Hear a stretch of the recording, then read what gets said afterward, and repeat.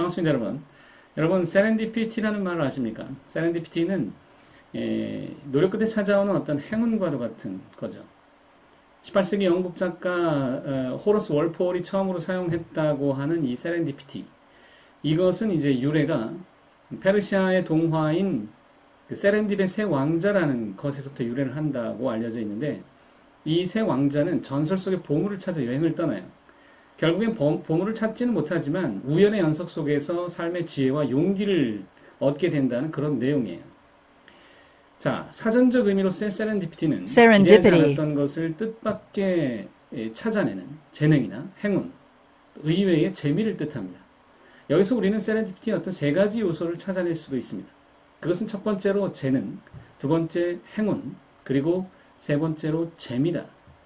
재능은 우리가 이제 가져야 될 것이고, 행운은 따라오는 것 또는 뭐 우연히 나타나는 그런 것들이겠고, 재미라고 하는 것은 사람이 느끼는 것이니까 그 중에 두 가지 요소는 우리에게 달려있다라고 볼 수 있어요.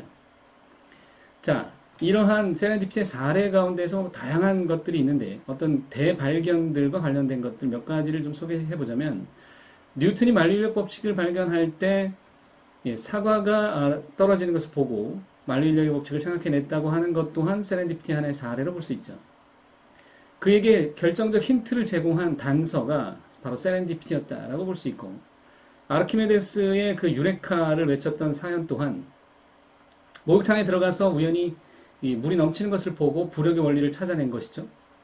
그리고 벤젠의 구조를 밝혀낸 화학자 케클레도 이 사람이 이제 그 교과서를 쓰다가 잠깐 잠이 들었는데 꿈속에 꼬리를 문 6마리의 뱀을 봤다 그래요. 그걸 보고는 깨어나서 벤젠의 구조를 그리기 시작했다라는 게 잘 알려진 이야기죠.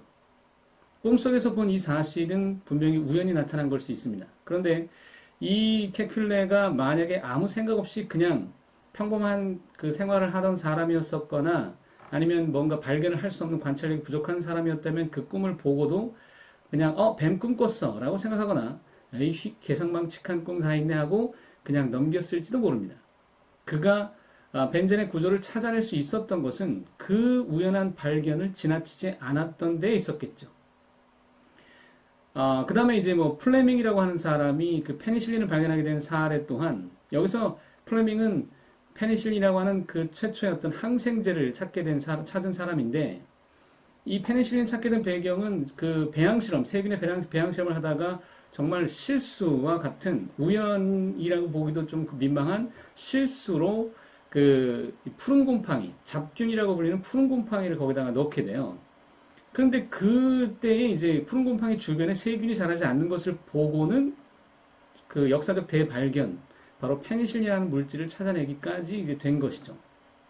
이러한 실수, 정말 어찌 보면 그냥 지나쳐버리거나 또는 무시하거나 아니면 잘못을 여길 수 있는 요소들까지도 세렌디피티의 하나의 현상의 시작일 수도 있다.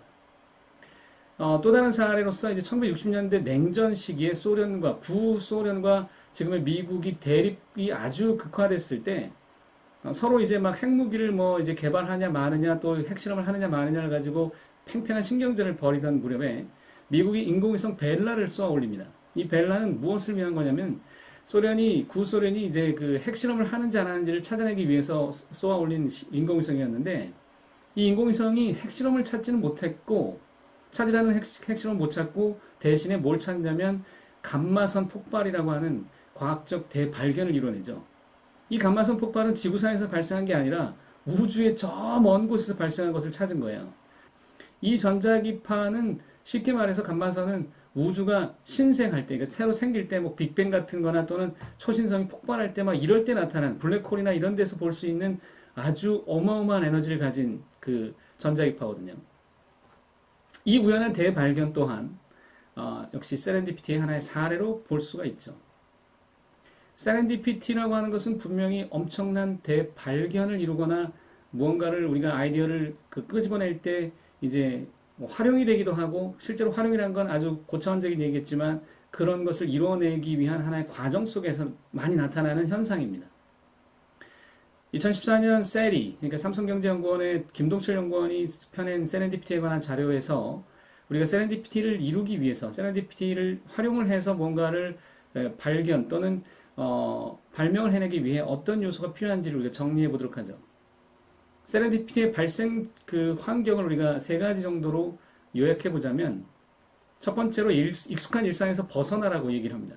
이것을 contemplation, 즉 사색으로 표현했는데 깊이 있는 생각, 자 앞서서도 얘기한 적이 있지만 생각을 치열하게 정리하는 행동은 이러한 사색과 연결이 되고 이 사색은 세렌디피티의 하나의 요소가 된다. 업무의 아주 그 고정된 업무, 반복된 업무 일상에서 공부에도 마찬가지겠지만 그런 것에 계속 사로잡혀 있다 보면 새로운 아이디어가 떠오르기 굉장히 어렵죠. 거기서 벗어나서 혼자 생각을 정리할 시간이 필요하다.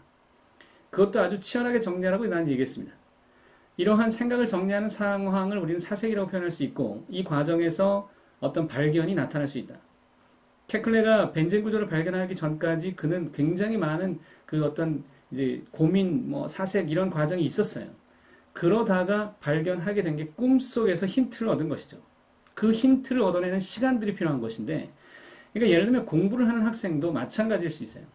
그 시험이 너무 단조롭고 당연하게 그냥 익숙한 걸 반복하는 과정이라 할지라도 뇌가 깨어나고 거기서 한 단계 더 업그레이드된 상태로 올라가기 위해서는 잠깐의 일상에서 벗어난 어떤 휴식과도 같은 그런데 거기서는 생각이 좀 정리가 되는 시간이 꼭 필요합니다. 그래야 더욱더 집중을 할 수 있고 몰입할 수 있는 상태로 들어갈 수 있고 그 아이디어가 또는 더 좋은 생각들이 더 깊이 있는 그 이해를 가져오게 마련이거든요. 두 번째로 우연한 소통, 이것을 교차, 크로스오버로 표현하고 있는데 이것은 개방된 분위기, 뭔가 소통할 수 있는 분위기가 이 세렌디피티의 효과를 불러올 수 있는 단초가 된다. 이때 다양성이 매우 중요하다고 표현하는데 이 다양성, 이것은 아주 중요한 요소입니다.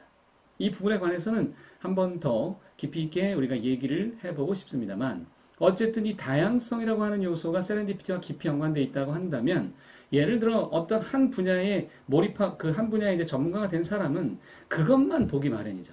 그런데 그게 아니라 조금 더 다양한 측면의 것들을 정보들을 입수하거나 소식을 듣거나 대화를 나누거나 하는 과정에서 아이디어가 떠오르게 된다는 거예요.